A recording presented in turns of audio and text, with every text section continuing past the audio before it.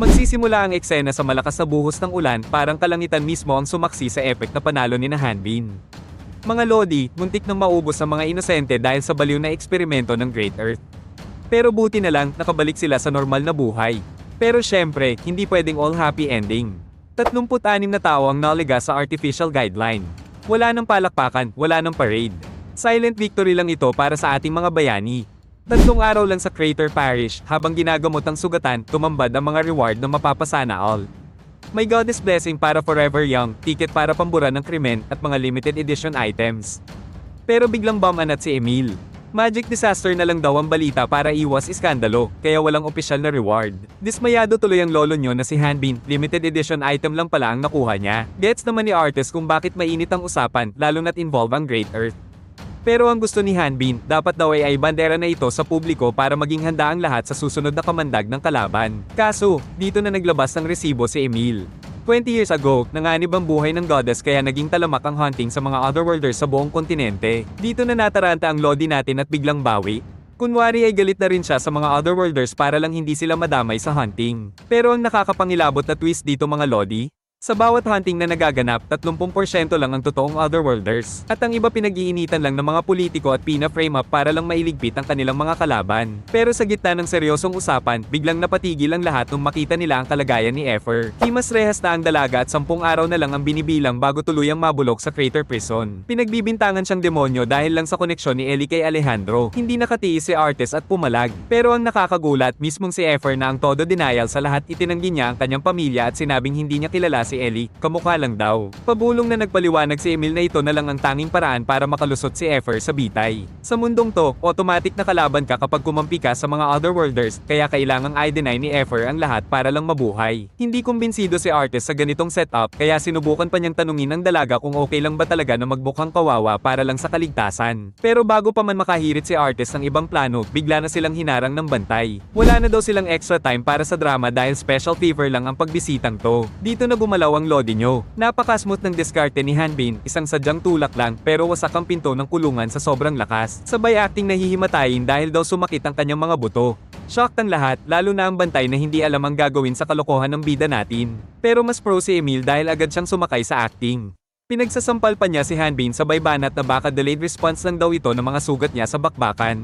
Matapang lang talagang Valtaran warrior si Hanbin kaya ngayon lang bumigay ang katawan. Dahil sa taranta ng bantay, kailangang ilabas si Hanbin para magamot kaya naiwan si artist para mamasid sa loob. Hindi makapaniwala sina artist at Efer sa galing umakto ng dalawang lodi, lahat ng iyon, palabas lang pala para makahanap ng tsansang makapag-usap ng masinsinan ng mga naiwan sa loob. Hindi napigilan ni artist na mag-alala dahil sa sobrang delikado ng pakulo ni Hanbin. Pero sa kabila ng nagpasalamat pa rin si Efer sa malasakit ng mga taong kakikilala pa lang niya. Pinipilit niyang maging matapang at sabihing okay lang siya, pero dito na nagsimulang mabasag ang kanyang boses. Naalala niya lahat yung takot na mabuko ang kanyang Dragon Core at yung hindi niya magets na desisyon ni Ellie na itaya ang buhay para sa estranghero. Hinarap pa nito ang isang halimaw gaya ni Alejandro para lang sa isang wyvern. Para kay Efer, napakatanga at napaka-weird na desisyon dahil pwede naman sanang tumakas si Ellie at magpakasaya na lang. Dito na hindi nakatiis si artist at niyakap ang dalaga. Isang bulong ang binitawan niya na siguradong tumusok sa puso ni Efer na ang isang dragon na nag-transform na ay hindi na pwedeng kumuha ng ibang anyo. Dahil ang anyong pinili niya ay refleksyon ng kung sino ang pinakamahal niya. At ang anyong yun, walang iba kundi ang mukha ni Ellie. Dito na tuluyang gumuho ang mundo ni Efer. Hindi na niya napigilan ang emosyon at bumuhos na ang kanyang mga luha habang isinisigaw ang pangalan ni Ellie. Isang masakit na katotohanan kahit anong gawin niya ay hindi na niya pwedeng itanggi pa. Sa kabilang dako, seryoso ang usapan ni Hanbin at Emil. Para kay Hanbin, tila wala silang silbi sa sitwasyon ngayon at kahit ayaw aminin ni Emil, ramdam niyang nakatali rin ang mga kamay niya. Nagtataka pa ang lodi nyo kung bakit hindi makaporma si Emil sa simbahan gayong mataas naman ang posisyon nito, pero ang masaklap na katotohanan, hindi ang simbahan ang may hawak ng trial. Wala silang magagawa kundi ang maghintay, pero pakiusap ni Emil, bantayan muna si Efer sa loob ng 10 araw. Pumasok tuloy sa isip ni Hanbin na baka pwedeng itakas na lang ang dalaga habang sila ang nakabantay. Pero parang nababasa ni Emil ang utak ng bida natin, babala niya, kapag tumakas si Efer, sila mismo ang malalagot at isasalang sa trial. Kaya isa lang ang solusyon, kailangan nila ng absolution tickets. Para makuha ang tickets, kailangan gamitin ang contribution points para sa isang espesyal na misyon. Todo flex na ng muscles ang lolo nyo at handa nang sumabak sa kahit anong trabaho ng Church of Light. Pero nung nalaman niya ang misyon, ghost hunting lang naman. Literal na natulala ang lodi nyo. Habang sa kabilang banda, isang nakakatakot na haunted house at misteryosong multo na ang naghihintay sa dilim. Sa kabilang dako, maririnig ang usapan tungkol sa Amphalos Blessing, isang kapangyarihan na lumalamon kahit ng level 70. Sinisermo na ni Richard ang bangkay ni Alejandro dahil sa sobrang greedy nito. Pero hirit ni Leslie, huwag na sa patay makipag-usap. Buti na lang at naisalba nila ang isang basag na crystal ball na akala ng simbahan ay basura lang, pero ito pala ang Demon God's Blessing na 10 taon nilang hinintay. Ang problema, mainit na ang mata ng Church of Light sa kanila, lalo na't may mga bagong tuta na ang simbahan na walang iba kundi sina Hanbin. Sabi ni Richard, buti na lang at Church of Light ang nakatuklas dahil kung ang Church of Darkness daw ang nakakaalam, siguradong ilalaglag na sila na parang buntot ng butiki para lang makaiwas sa gulo. Pero imbes na tumakas, gustong bunutin ni Leslie ang pangil ng mga aso ng simbahan. Gagamit sila ng peking trabaho para matrap at may tomba sina Hanbin papunta sa kanila. At dito na lumabas si Maiden, isang level 35 test subject na handang i-welcome ang ating mga lodi sa isang madugong ghost hunting. Heto na ang plot twist. Ang akala ng lahat, bakanteng bahay lang ito ng isang nobleman na nawala ng titulo. Pero ang totoo, ito ang temporary headquarters at lab ng Great Earth. Puno ang mansyong ito ng mga masterpiece na traps ni Maiden para itago ang kanilang mga sikreto. Dito ay todo flex si Maiden sa pagiging artist. Para sa kanya, masyadong brutal ang santukan kaya mas gusto niya ang sining ng takot at desperasyon. Excited na siyang makitang manginig ang ating mga lodi at hindi na siya makatulog sa pag-iisip kung paano niya papahirapan sina Hanbin sa loob ng kanyang madugong gallery. Subalit makalipas ang 4 na araw, wala pa ring sumisipot. Inip na si Maiden at nagsisimula ng magduda kung tama ba ang address na pinadalhan niya ng job offer. Sa sobrang bagal daw ng ating mga lodi, paulit-ulit na niyang pinipintahan ng dugo ang mga pader ng mansyon, pero para sa kanyang artistic pride, hindi pa rin ito sapat. Naisip niya, baka masyadong tago ang mansyon o dahil sa kapal ng mga puno kaya hindi ito mahanap ni Hanbin.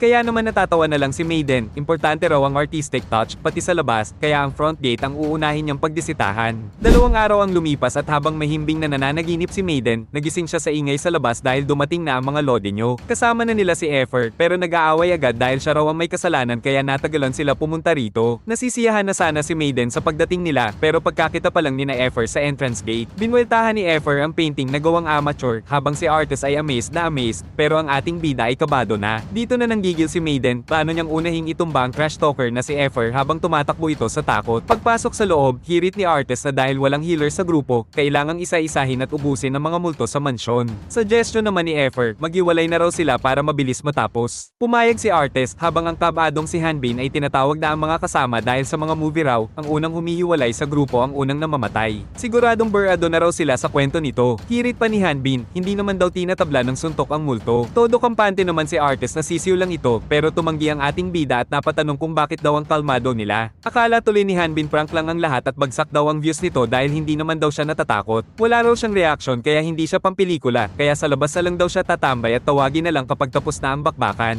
Sinubukan ni Effort na gulatin ang ating bida kaya napasigaw ito sa takot. Dito na napatanong si artist kung alam ba niya ang difference ng spirit sa multo habang inasar naman siya ni Effort kung takot ba ang isang baltaran. Todo tanggi pa ang bida natin, pero hirit ni Effort, bakit daw namumutla na ito? Nagbangayan na naman ang dalawa kaya bago umalis si artist para mag-inspect sa paligid, nakiusap muna siya kay Effort na i-explain sa ating bida ang tungkol sa mga espiritu. Pero syempre, todo tanggi pa rin ang lodi nyo at ayaw amining nanginginig na ang tuhod niya. Habang nangyayari ang lahat, makikita naman si Maiden na tila nag-e-enjoy sa palabas. Ilang sandali ang lumipas, habang naglalakad ang dalawa, maririnig ang pagkanta ni Effort. Pero bigla itong nagulat kaya pati ang ating bida napatalon sa takot. Sermon tuloy ni Hanbin, tumahimik daw ito dahil hindi ito amusement park at hindi na siya bata. Sagot naman ng dalaga, pampa-good vibes lang daw ito lalo't marami na siyang nahuling spirit nung wyvern pa siya. Hirit ni Hanbin, I explain na lang ang mga spirit. Ayon kay Effort, low-level monsters lang daw ang mga ito na humihigop ng life force at tinataboy lang ng holy water. Turing ni Hanbin sa mga spirit ay parang lamok lang na baygon ang katapat, chemical version daw ng holy water ito. Pero habang nagmumuni-muni sila, biglang sumulpot ang isang level 7 spirit. Dito na tumindig ang balahibo ni Hanbin nang bigla siyang hawakan ng multo. Tuwang-tuwa si Maiden dahil huli na talaga sila sa kinalalagyan nila. Ginawa lang pala niyang bitag ang mga spirit para mas lalong mapalalim sina Hanbin sa loob ng mansyon. Ang plano ng lodi nyo, oras na humakbang sila, mag-a-activate lahat ng trap na dinisenyo niya para burahin sila sa mapa. Oras na raw para malasap nila ang bagsik ng mga gawa niya, kaya dito ay napanganga na lang si Effort dahil saktong natapakan ni Hanbin ang isa sa mga trap. Dahil sa matinding takot ng ating bida, mabilis na humarurot lang siya sa pagtakbo at dito mo makikitang parang wala lang sa kanya ang mga trap. Nganga na lang si Maiden sa nasaksihan, kaya dito na rumesbak ang lodi nating si Effort. Sa isang mabilis na kidlat na Pagdash, yari agad ang mga spirit sa buong paligid, kitang-kita na sisiw lang itong tinapos ng dalaga. Abot langit ang kaba ni Effer nang sitahin ng bida dahil sa basta-bastang pagtakbo sa mga trap. Todo deny pa ang bida na takot siya, pero huling-huli ni Effer na tagaktak na ang pawis nito sa kaba. Dito na napansin ni Hanbin na nasa likuran na pala nila si Maiden. Beast mode ang multo habang sinusumbatan sila kung bakit nila sinira ang kanyang mga masterpiece. Natulala na lang si Hanbin sa nakita habang ang dalaga naman ay punong-puno ng pagtataka. Sa sobrang gulat ng ating bida, bigla na lang siyang tumalon sa bintana na ikinataranta naman ni Effer. Pero plot twist, sumabit lang pala ang espada ni Hanbin sa bintana at may mas matindi pa siyang nakita sa labas. Habang si Effer naman, pilit na kinukumbinsi ang sarili na si Artist lang ang nasa likod niya dahil sa takot. Pero paglingon niya, wala namang iba kundi si Hanbin pa rin ang bumungad sa kanya. Dito na nga pinaliwanag na 4 na araw na lang bago ang trial ni Effer, pero mukhang trap pa rin sila sa loob ng mansyong ito. Ilang oras ang lumipas dismaya si Effer na tila walang katapusan ng hallway, habang si Hanbin ay napaisip kung tuluyan na ba silang nakulong. Kasama na nila ang kabadong si Maiden habang hirit ni Hanbin na fake ghost lang ang lahat, pero tanong ni Effer, nasaan na ang mage nila? Kabadong inamin ni Maiden na wala rito ang hinahanap nila kaya na itanong ni Hanbin kung stuck din ba ito, pero buweltang tawa ni Maiden na kaya niyang lumabas kahit kailan at wala silang choice kundi sumunod.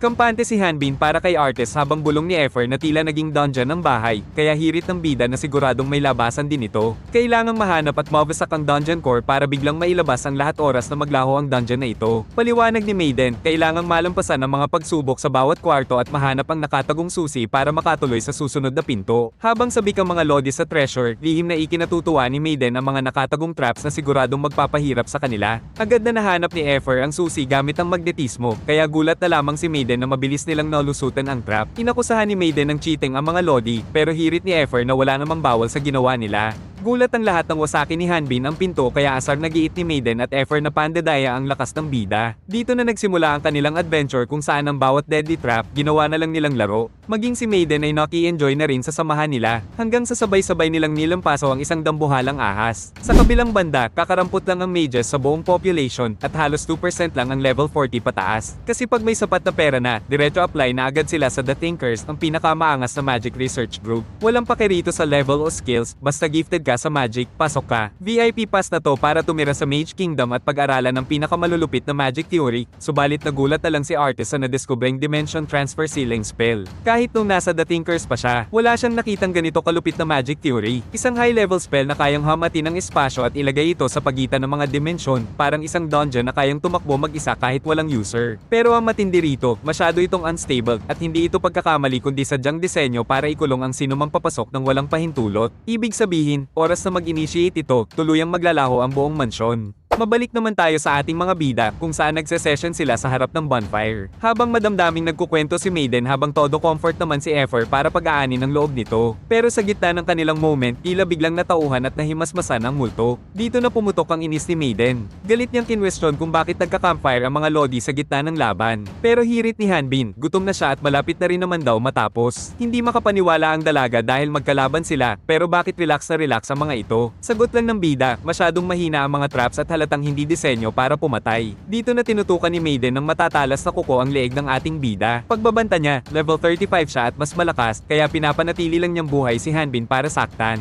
Pero kalmado lang ang lodi natin, hirit niya, hindi naman talaga multo ang dalaga kundi isang tao lang na nangungulila at gustong mapansin ang lahat ng paghihirap niya. Dagdag pa ni Hanbin, kung pumatay na talaga ito, hindi na ito hihinto dahil sa artificial guideline na suot niya, malayo ito sa katotohanan. Sumingit na rin si Effer sa usapan. Hirit niya, ibang klase ang mga demonyo sa Great Earth dahil pumapatay sila na parang nagtataboy lang ng langaw, kaya hindi pa huli ang lahat para sumama sa kanila si Maiden. Subalit sa sandaling yun, tila may biglang nag-trigger sa dalaga kaya napasigaw na lang ito sa tindi ng sakit. Dito ay agad na nag-alala ang tropa, lalo na si Hanbin, kung anong nangyayari sa kanya. Bigla na lang gumuho ang tinatayuan ng tropa kaya napaisip si Effer kung nagsasara na ba ang dungeon. Pero ramdam ni Hanbin na ibang usapan na to at may seryosong aberyang nangyayari. Sakto namang sumulpot si Artist para magbabala na isa itong trap at balak silang burahin kasama ng buong espasyo. Kailangan na nilang mahanap at wasakin ang core para mapigilan ang pagsabog, pero ang nakakapagtaka, bakit pumasok pa si Artist kung alam naman pala niyang malapit na silang maglaho. Sa sobrang buwisit ni Artist, sumugod na siya sa loob dahil hindi niya lubos maisip kung bakit hindi pa nila mahanap ang core sa napakaliit na lugar lang. Habang sa labas ay pilit niyang pinipigilan ng spell. Gulantang si Hanbin dahil sa dami ng kanilang nilakbay, paanong naging ganun lang kaliit ang espasyong to. Buong akala ng grupo ay malayo na ang narating nila, pero ang totoo, pabalik-balik lang pala sila sa iisang maliit na lugar. Habang pilit na inuuna maunawa ang nangyayari, biglang may napansin si Effer. May isang kasama silang kanina paggalaw ng galaw at sumasabay sa kanila. Isang tao na kanina papalabitbit ang mismong core na hinahanap nila. Tuluyan nang nawala sa katinoan si Maiden. Sa tindi ng hapdi at galit dahil sa pag-iwan sa kanya ni na Richard at Leslie, hindi na siya naniniwala sa kahit na sino. Sa gitna ng kanyang pagkabaliw, bigla na lang niyang hinagis ng dambuhalang tipak ng bato. Bago pa tumama ang dambuhalang bato, mabilis na hinablat ni Hanbin ang kanyang mga kasama at inihagis palayo para iligtas. Isang matamis na ngiti at humingi pa ng tawad ang ating bida bago tuluyang lumunin ng napakalakas na pagsabog.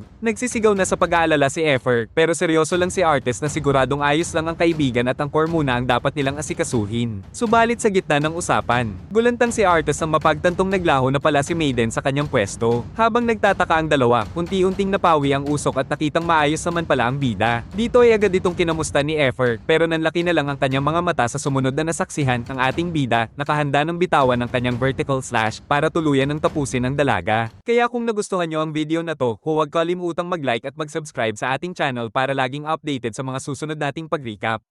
Salamat, mga kabute!